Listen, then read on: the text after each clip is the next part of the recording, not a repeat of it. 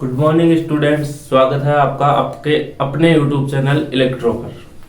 हमारा class 12th physics का पहला chapter electric charge and field चल रहा था, जिसमें अपन ने चार्ज का इंट्रोडक्शन पढ़ा, कूलॉम्स लॉ पढ़ा और अध्यारोपण का सिद्धांत प्रिंसिपल ऑफ सुपरपोजिशन के बारे में पढ़ लिया था। आज हम उसी चैप्टर का एक नया टॉपिक इलेक्ट्रिक फील्ड लेकर के आए हैं, विद्युत क्षेत्र। कौन सा टॉपिक है? विद्युत क्षेत्र।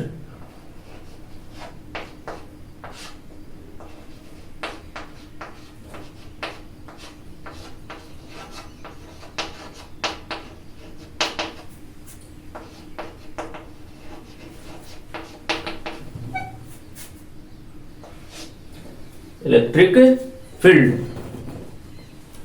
अपने कूलॉम्स लॉ और सुपरपोजिशन लॉ दोनों में पढ़ा था कि एक चार्ज है वो दूसरे चार्ज पर क्या लगा रहा था? फोर्स लगा रहा था। फोर्स क्यों लगा रहा था या फोर्स कैसे लगा रहा था? अपन ने दो चार्जेस पढ़े, एक प्लस और एक माइनस। मान लो ये प्लस चार्ज है, ये प्लस चार्ज है। प्रत्येक चार्ज की अपने चारों ओर क्या होता है? उसका एक क्षेत्र होता है। प्रत्येक चार्ज का अपने चारों ओर क्या होता है? एक क्षेत्र होता है, या कहे एक फील्ड होती है। फील्ड होती है। इस फील्ड के अंदर, इस क्षेत्र के अंदर यदि कोई क्यू नॉट चार्ज क्या है? ये क्या है? एक टेस्ट चार्ज है, जिसको अपन परीक्षण आवेश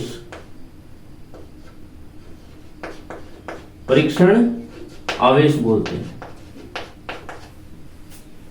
परीक्षण आवेश बोलते हैं। इसकी प्रॉपर्टी क्या है कि ये हमेशा धनात्मक होता है, हमेशा पॉजिटिव होता है। तो एक प्रत्येक चार्ज की क्या होती है? अपनी फील्ड होती है, जिसमें यदि कोई टेस्ट चार्ज रखा जाए तो वो क्या करता है? एक बल अनुभव करता है, आकर्षण या प्रतिकर्षण बल अनुभव करता है। जैसे ही ये चार्ज इस पर फोर्स लगाएगा, ये क्या कर देगा? इसको रिपल कर देगा, क्योंकि ये पॉजिटिव है, ये वाला भी पॉजिटिव है, तो ये इस पर फोर्स लगाएगा। फोर्स लगाते ही क्या है? ये इससे दूर भागने लगेगा। तो इसने इस पर फोर्स लगाया, कितने डिस्टेंस पर लगाया होगा? मान लो r पर लगाया होगा। तो ये जो फोर्स लगाया है, ये फोर्स का जिस क्षेत्र में लगाया गया है, उसी क्षेत्र को क्या कहते हैं अपन? विद्युत क्षेत्र। विद्युत क्षेत्र डेफिनेशन कैसे होगी कि विद्युत आवेश का जहां तक अपना प्रभाव होता है, मतलब जहां तक अपना प्रभाव होता है, जिसमें कोई आवेश आकर्षण या प्रतिकर्षण बल अनुभव करता है, उस क्षेत्र को विद्युत क्षेत्र कहते हैं। मतलब यदि एक Q प्लस चार्ज है, उसके चारों ओर क्या है? उसका क्षेत्र है। जो भी उस क्षेत्र में आएगा वो चार्ज उस पर फोर्स लगाएगा। तो ये Q नॉट चार्ज है, इसके क्षेत्र में आया, और ये Q नॉट चार्ज, इस Q प्लस चार्ज ने इस Q नॉट चार्ज पर क्या लगा दिया? फोर्स लगा दिया, और ये क्या हो गया? इससे दूर भागने लगा। तो इस क्षेत्र में जब तक ये चार्ज रहेगा, इस पर फोर्स लगेगा। ये Q नॉट चार्ज चाहे यहां हो, चाहे यहां हो, चाहे यहां हो, ये इसको दूर ही भगाएगा। तो Q प्लस चार्ज दूर की तरफ फोर्स लगा रहा है। यदि ये Q नॉट चार्ज यहां इन्फिनिटी पर हो, अनंत पर हो, तो भी ये क्या करेगा? इस पर फोर्स लगाएगा। तो विद्युत आवेश का जहां तक अपना प्रभाव होता है, जिसमें कोई आवेश आकर्षण या प्रतिकर्षण बल अनुभव करता है, उसे क्या कहते हैं? विद्युत क्षेत्र या इलेक्ट्रिक फील्ड कहते हैं। क्या क्यू नोट ने इस पर फोर्स नहीं लगाया? मैंने कहा कि क्यू नॉट जो चार्ज है वो एक परीक्षण चार्ज है या टेस्ट चार्ज है। इसकी ये हमेशा पॉजिटिव होता है, इसकी कोई फील्ड नहीं होती, इसकी कोई फील्ड नहीं होती। ये केवल फिजिक्स के जो कंसेप्ट वगैरह है वो पढ़ने के लिए इसका उपयोग किया जाता है। जैसे बायोलॉजी के अंदर अपन चूहों पर प्रयोग करते हैं, मेंढक पर प्रयोग करते हैं, वैसे ही अपन फिजिक्स के अंदर जो टेस्ट चार्ज के रूप में किसको यूज करते हैं, क्यू नॉट का उपयोग करते हैं। ये न तो अपनी फील्ड बनाता है, न किसी दूसरे चार्ज पर फोर्स लगाएगा, और हमेशा धनात्मक ही होगा। तो ये क्यू प्लस चार्ज है, इस क्यू नॉट चार्ज पर क्या लगाएगा, फोर्स लगाएगा। अब ये था विद्युत क्षेत्र की विद्युत आवेश का जहां तक अपना प्रभाव होता है, जिसमें कोई कण आकर्षण या प्रतिकर्षण बल अनुभव करता है, उसे क्या कहते हैं, विद्युत क्षेत्र कहते हैं। अब ये विद्युत क्षेत्र, विद्युत आवेश, क्यू नॉट आवेश जिस पथ से गुजर रहा है, देखना जैसे ये क्यू प्लस चार्ज है, यहां एक क्यू नॉट चार्ज आया, ये प्लस है, ये हमेशा पॉजिटिव ही रहता है, इसने इस पर फोर्स लगाया इस तरह। ये क्यू माइनस चार्ज है,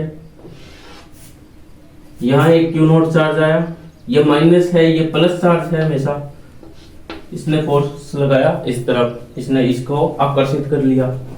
तो ये जो क्यू नॉट चार्ज है जिस पथ से लगेगा, जिस पथ पर इसका फोर्स लगेगा या फोर्स लगने के बाद जिस पथ से ये गुजरेगा, वो पथ क्या होगा, विद्युत क्षेत्र रेखा होगी, विद्युत क्षेत्र रेखा। मतलब कि कोई आवेश है, उसके चारों ओर उसका क्षेत्र होता है, उस क्षेत्र में यदि कोई कण आकर्षण या प्रतिकर्षण बल अनुभव करता है, करने के कारण जिस पथ से गुजरता है, उसे क्या कहते हैं, विद्युत क्षेत्र रेखा कहते हैं। तो धनात्मक आवेश के जो विद्युत क्षेत्र है वो आवेश से दूर की ओर होती है। ऋणात्मक आवेश की जो विद्युत क्षेत्र है वो आवेश की ओर होती है। जैसे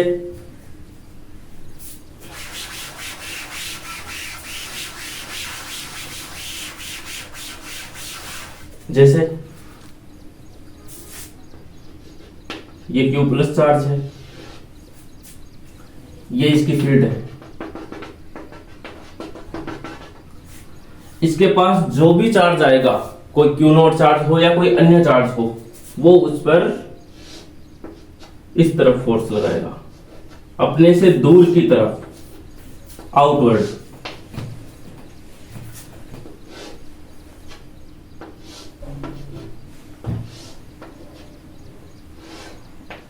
तो धनावेश की जो विद्युत क्षेत्र है वो आवेश से दूर की ओर होता है।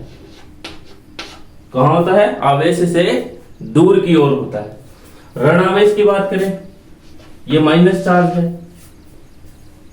तो माइनस चार्ज है, इसकी प्रकृति कैसी होती है, आकर्षण की होती है, इसकी प्रकृति प्रतिकर्षण की होती है।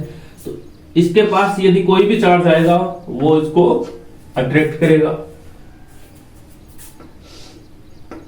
तो ये फोर्स क्या लगेगा, आवेश की ओर लगेगा।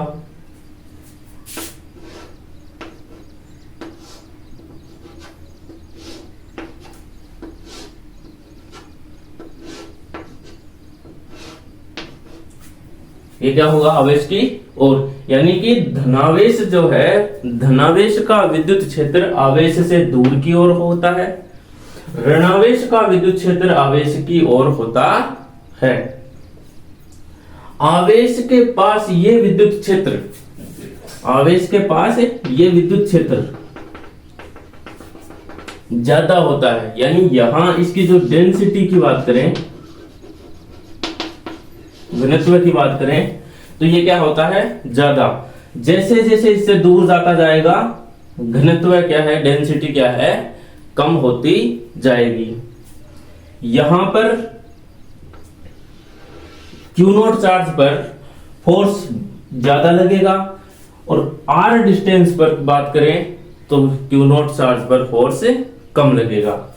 ऐसे ही यदि क्यू माइनस की बात करें, माइनस चार्ज की, तो जो चार्ज के पास जो क्षेत्र है वहां डेंसिटी ज्यादा होगी, चार्ज से दूर क्या होगी, डेंसिटी कम होगी। तो जैसे चार्ज यदि दूर है तो उस पर कम फोर्स लगेगा, चार्ज यदि पास है तो उस पर अधिक फोर्स लगता है।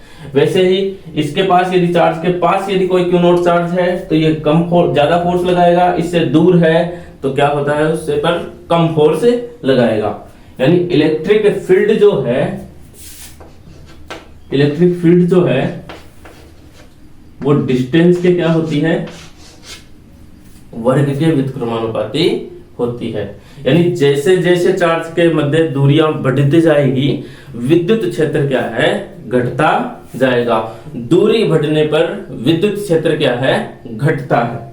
यदि अपन r डिस्टेंस की बात करें तो 1/r² हो गया। यहां यदि क्यू नॉट चार्ज इन्फिनिटिव अनंत पर भी रखा हो तो क्या होगा, उस पर फोर्स तो लगेगा लेकिन लगभग जीरो नहीं होगा, लगभग जीरो कह सकते हैं कि उस पर फोर्स तो लग रहा है, चाहे वो आकर्षण प्रकृति का हो या फिर प्रतिकर्षण प्रकृति का हो।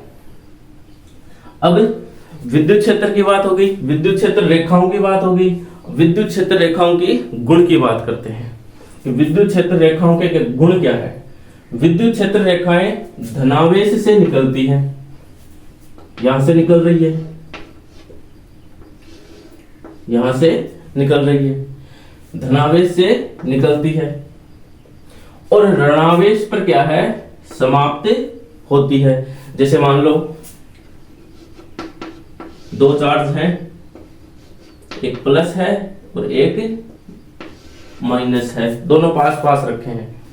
यहां से एक फील्ड लाइन निकली और माइनस में चली गई, यहां से एक फील्ड लाइन निकली और माइनस में चली गई, यहां से निकली और माइनस में चली गई, यहां से निकली और माइनस में चली गई। ये क्या है, फील्ड लाइन निकल रही है। और ये क्या है, इसके अंदर, यानी धनावेश से प्रारंभ होकर ऋणावेश पर समाप्त होती है। विद्युत क्षेत्र रेखाएं धनावेश से शुरू होकर ऋणावेश पर समाप्त होती है। विद्युत क्षेत्र रेखाओं में यदि किसी बिंदु पर, विद्युत क्षेत्र रेखाओं में किसी बिंदु पर यदि स्पर्श रेखा खींची जाए तो ये जो स्पर्श रेखा है ये विद्युत क्षेत्र की दिशा को रिप्रेजेंट करती है। विद्युत क्षेत्र को अपन ई से लिखते हैं, तो विद्युत क्षेत्र की दिशा को प्रदर्शित करती है। तो ये जो स्पर्श रेखा है ये क्या बताएगी, विद्युत क्षेत्र की दिशा को बताती है। विद्युत क्षेत्र रेखाएं एक दूसरे को क्या है, कभी भी एक दूसरे को काटती नहीं है या क्रॉस नहीं करती है। जैसे मान लो ये एक इलेक्ट्रिक फील्ड लाइन है, ये E1 है, ये E1 है, ये E2 है। तो जहां ये काट रही है, मान लो इसकी जो डायरेक्शन है वो ये है, तो इस बिंदु पर यदि अपन स्पर्श रेखा खींचें तो इस तरफ आएगी, इस बिंदु पर यदि स्पर्श रेखा खींचें तो ये इस तरफ आएगी। तो इन दोनों की जो क्या है, एक बिंदु पर कितनी दिशाएं होंगी, दो दिशाएं हो गई, जो क्या है, संभव नहीं है। तो विद्युत क्षेत्र रेखाएं कभी भी एक दूसरे को काटती नहीं है। यदि वो काटेंगी तो उस बिंदु पर कितनी दिशाएं होंगी, दो दिशाएं होंगी, जो संभव नहीं है। और धनावेश से निकलकर ऋणावेश पर समाप्त होती है। यदि बात एकल चार्ज की करें, एकल चार्ज जैसे ये Q प्लस चार्ज है, तो धनावेश से निकलकर कहां समाप्त होगी, ये अनंत पर। ऋणावेश की बात करें तो ये कहां से आ रही होंगी, अनंत से आ रही होंगी माइनस चार्ज तक। यानी एकल धनावेश की बात करें तो एकल धनावेश से विद्युत क्षेत्र रेखाएं निकलकर अनंत तक जाती है। और अनंत से आने वाली विद्युत क्षेत्र रेखाएं ऋणावेश पर समाप्त होती है। ये था विद्युत क्षेत्र रेखाओं के गुण। एक बार फिर से कि धनावेश से निकलती है, ऋणावेश पर समाप्त हो जाती है। धनावेश से निकलकर एक आवेश के लिए धनावेश से निकलती है, अनंत पर समाप्त होती है, और ऋणावेश के लिए अनंत से शुरू होकर ऋणावेश पर समाप्त होती है। धनावेश से निकलकर ऋणावेश पर समाप्त होती है। दो विद्युत क्षेत्र रेखाएं एक दूसरे को नहीं काटती है। क्यों? क्योंकि यदि काटेंगी तो उस बिंदु पर दो दिशाएं होंगी जो संभावित नहीं है। विद्युत क्षेत्र रेखा पर खींची गई स्पर्श रेखा विद्युत क्षेत्र की दिशा को प्रदर्शित करती है। ये ई की डायरेक्शन हो गई। अब बात करते हैं कि जैसे मान लो अपन ने पढ़ा कि Q+ चार्ज है, उसके पास अधिक फोर्स है, मतलब ये Q0 पर अधिक फोर्स लगाएगा, दूर जाने पर कम फोर्स लगाएगा। पास में जो डेंसिटी है, विद्युत क्षेत्र रेखाओं की जो संख्या है वो ज्यादा है, और दूर क्या है, विद्युत क्षेत्र रेखाओं की संख्या कम है। मतलब यहां पर मैग्नीट्यूड की बात करें वो ज्यादा है, दूर जाने पर कम हो गया।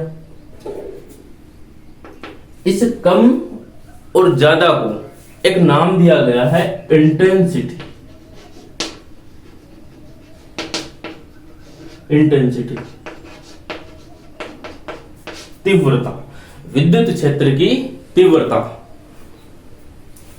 तीव्रता क्या है कि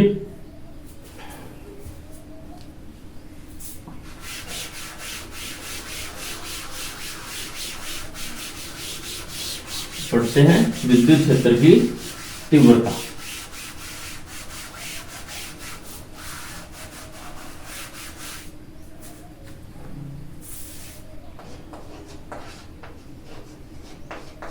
विद्युत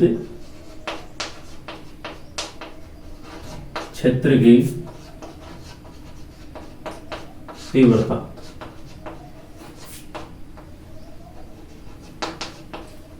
इंटेंसिटी ऑफ इलेक्ट्रिक फील्ड।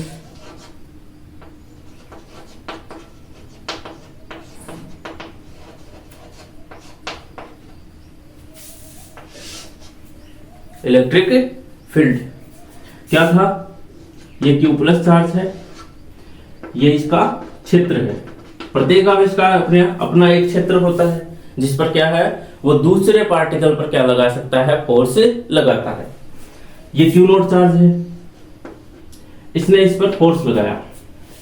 पास है तो ज्यादा फोर्स लगेगा, दूर है तो कम फोर्स लगेगा, लेकिन फोर्स जरूर लगेगा, चाहे वो जो Q0 चार्ज है वो अनंत पर ही क्यों ना हो। तो परीक्षण आवेश जो है, ये टेस्ट चार्ज है, ये जितना बल अनुभव करेगा वही क्या होगी, उसकी विद्युत क्षेत्र की तीव्रता होगी।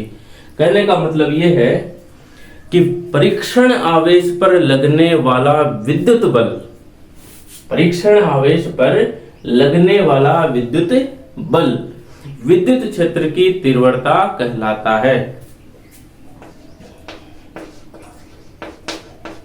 परीक्षण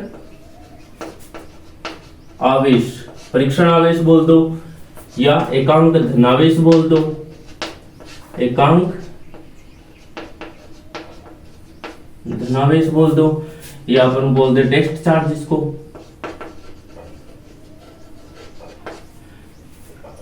परीक्षण आवेश या एकांक धनावेश पर लगने वाला विद्युत बल,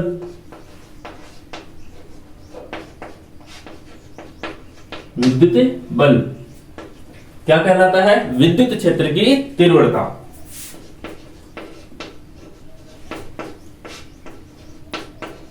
विद्युत क्षेत्र की तीव्रता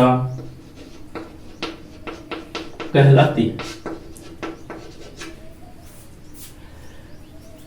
तो विद्युत क्षेत्र को अपन किससे लिखते हैं, तीव्रता को E से। तो E बराबर F/N Q not, F upon Q not. यहां क्यू क्या है, क्यू नॉट क्या है, टेंड्स टू जीरो है, यानी लिमिट क्या लिखेंगे इसकी, जीरो। क्यों, क्योंकि इसके न तो कोई फील्ड है न ये फोर्स लगा रहा है, तो लगभग इसको क्या मान लिया, जीरो मान लिया। तो इसका फॉर्मूला अपन क्या लिख सकते हैं, कि limit Q nought tends to zero F upon Q nought, ये क्या आ गया, इसका फॉर्मूला आ गया।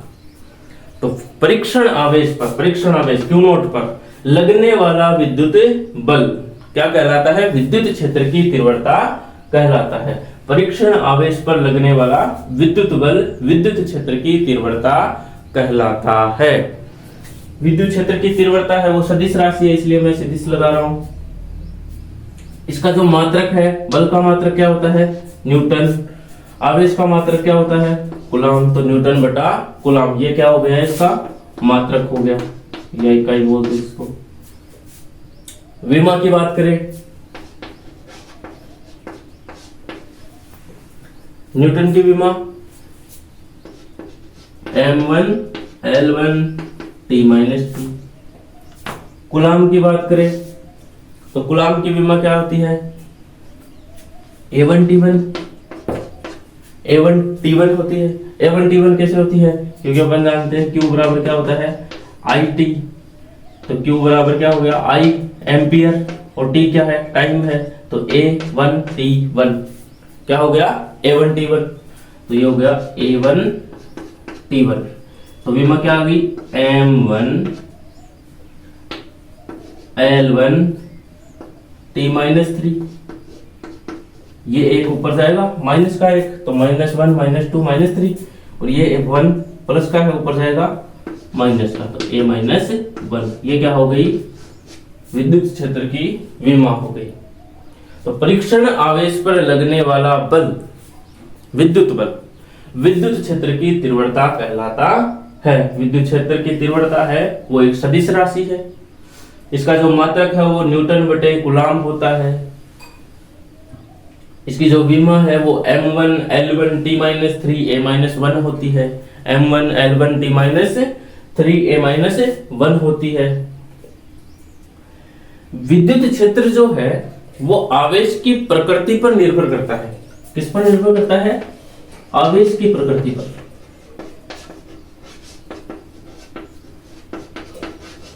आवेश की प्रकृति पर कैसे, आवेश की प्रकृति पर निर्भर करता है। देखो, यदि आवेश धनात्मक है,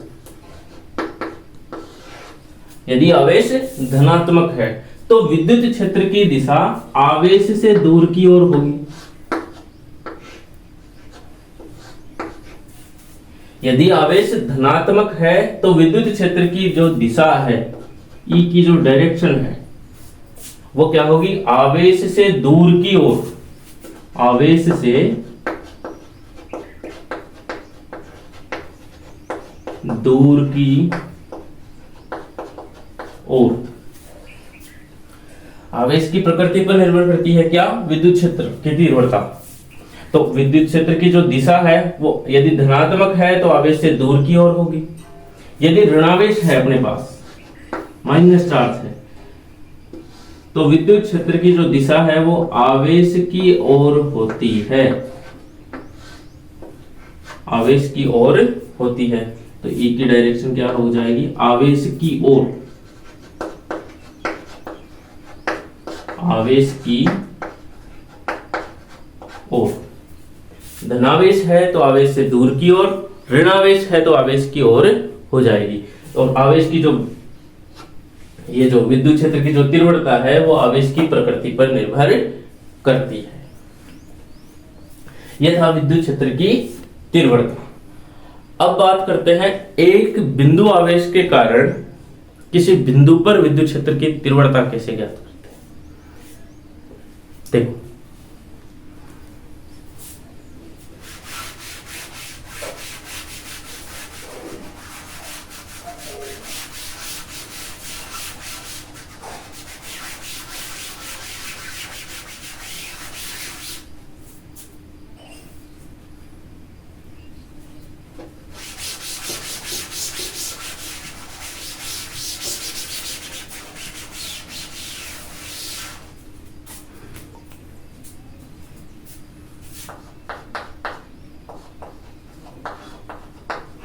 किसी बिंदु आवेश के कारण बिंदु आवेश के कारण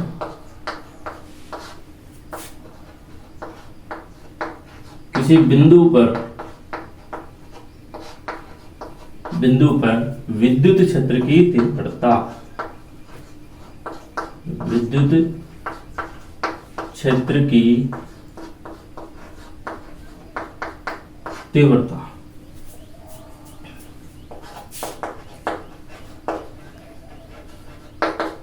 इंटेंसिटी ऑफ इलेक्ट्रिक फील्ड,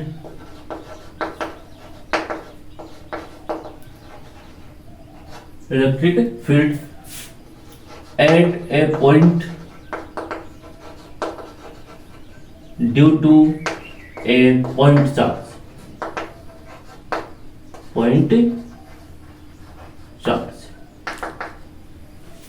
किसी बिंदु आवेश के कारण किसी बिंदु पर विद्युत क्षेत्र की तीव्रता कैसे ज्ञात करते हैं? जैसे मान लो ये Q प्लस चार्ज है, कहां रखा है? मान लो बिंदु ए पर रखा है Q प्लस चार्ज। ये क्या है? इसकी फील्ड है। ये क्या हो गई? इसकी फील्ड हो गई। यहां पर एक बिंदु P है जिस पर क्या रखा है? Q नोट चार्ज रखा है। बिंदु A है जिस पर Q प्लस चार्ज रखा है। यहां से कुछ दूरी पर, इस दूरी को मान लेते हैं अपन R डिस्टेंस। R डिस्टेंस पर बिंदु P है जिस पर Q नोट चार्ज रखा है, जिसको अपन फ्रिक्शन आवेश बोलते हैं। फ्रिक्शन आवेश, टेस्ट चार्ज इसको बोलते हैं। कितनी डिस्टेंस पर है? R डिस्टेंस पर। R डिस्टेंस पर Q प्लस चार्ज के कारण Q नोट पर कोई फोर्स भी लगेगा, फोर्स लगेगा ना, तो क्या लिखेंगे कि फोर्स लगाएगा। कौन से नियम के अनुसार लगेगा? ये कूलॉम फोर्स, कूलॉम नियम के अनुसार। कि बिंदु A पर रखे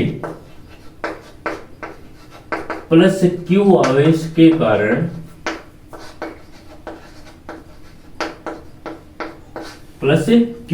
के कारण बिंदु P पर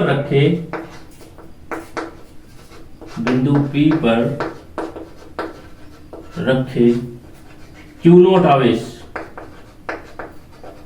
पर लगने वाला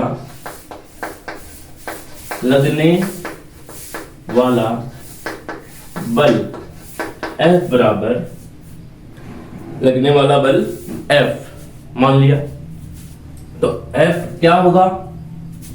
K Q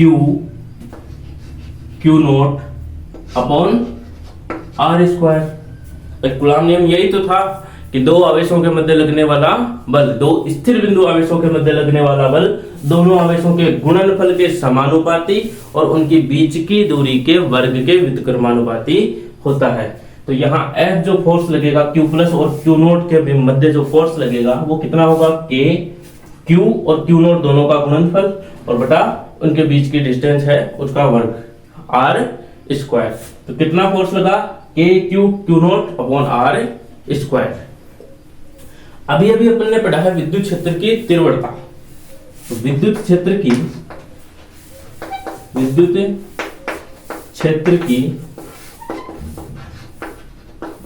तीव्रता की परिभाषा क्या कहती है? E बराबर F upon Q note. E बराबर F अपॉन Q नोट की परीक्षण आवेश पर लगने वाला विद्युत बल विद्युत क्षेत्र की तीव्रता कहलाता है। यहाँ F क्या है? ये जो फोर्स लगा है वो है, तो K Q naught upon R square, ये तो F हो गया, अपॉन Q नोट, ये वाला Q नोट आ गया। इस क्यू नोट से ये क्यू नोट कैंसिल, तो E is equal K Q upon R square. E बराबर K Q upon R square, मतलब ये जो प्लस चार्ज है, प्लस क्यू चार्ज है, कितनी तीव्रता रखेगा, विद्युत क्षेत्र की तीव्रता रखेगा यहां पर कितनी है क्यू नोट पर, के क्यू अपॉन आर स्क्वायर। यदि सदिश रूप की बात करें, सदिश रूप में तो क्या आ जाएगा, E बराबर K Q upon R square, R cap, K आप जानते हैं 1/4 पाई एप्सिलॉन नॉट, यदि मीडियम हो तो 1/4 पाई एप्सिलॉन, जैसे मैं लिखते हैं एक बार कि E बराबर 1/4 pi epsilon nought Q upon R square R cap. ये क्या हो गया, कैप की वैल्यू के साथ हो गया। यदि यहां पर माध्यम हो तो E नोट की जगह क्या आ जाएगा, एप्सिलॉन एप्सिलॉन नॉट। E माध्यम क्या है, या एप्सिलॉन माध्यम क्या था, एप्सिलॉन नॉट एप्सिलॉन आर, यही था। तो E बराबर 1/4 pi epsilon nought Q upon R square R cap. तो विद्युत क्षेत्र की जो तीव्रता है वो दूरी के वर्ग के व्युत्क्रमानुपाती होती है, दूरी के वर्ग के व्युत्क्रमानुपाती होती है। तो एक बिंदु आवेश के कारण अपन ने क्या पढ़ा कि एक बिंदु आवेश के कारण किसी बिंदु पर विद्युत क्षेत्र की तीव्रता क्या है। एक बिंदु है, रेस्ट पर है, क्यू, ए बिंदु पर क्यू प्लस चार्ज रखा है, इससे आर डिस्टेंस पर कोई बिंदु पी है जहां पर क्यू नॉट चार्ज रखा है। तो बिंदु पी पर विद्युत क्षेत्र की तीव्रता ज्ञात करनी थी।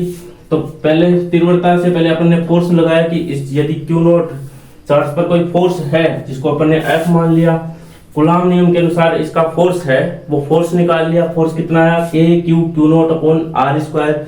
फिर अपन ने जो विद्युत क्षेत्र की तीव्रता है परिभाषा में पढ़ा है कि एफ अपॉन क्यू नॉट क्या होता है, इलेक्ट्रिक फील्ड होता है। तो एफ की वैल्यू अपने पास K Q nought upon R square थी, जिसको अपन ने यहां रखा अपॉन क्यू नॉट से क्यू नॉट कैंसिल और K Q upon R square आ गया। तो विद्युत क्षेत्र की जो तीव्रता है वो दूरी के वर्ग के व्युत्क्रमानुपाती होती है। तो यहां लिख सकते हैं कि E समानुपाती 1/r स्क्वायर, E समानुपाती 1/r स्क्वायर आर स्क्वायर। यदि E और R के मध्य जो ग्राफ की बात करें, यहां R की बात करें, यहां E, जो ग्राफ है वो किस तरह से आएगा कि दूरी के साथ विद्युत क्षेत्र की जो तीव्रता है वो घटती है। तो ग्राफ जो आएगा वो इस तरीके से आएगा, वो किसको रिप्रेजेंट करेगा, E समानुपाती 1/r स्क्वायर। तो ग्राफ है वो इस तरीके से आएगा। तो विद्युत क्षेत्र की तीव्रता है वो दूरी के वर्ग के व्युत्क्रमानुपाती होती है, मतलब दूरी बढ़ने पर विद्युत क्षेत्र की तीव्रता घटती है। जैसे जैसे दूरी बढ़ेगी विद्युत क्षेत्र की तीव्रता घटती जाएगी। ठीक है।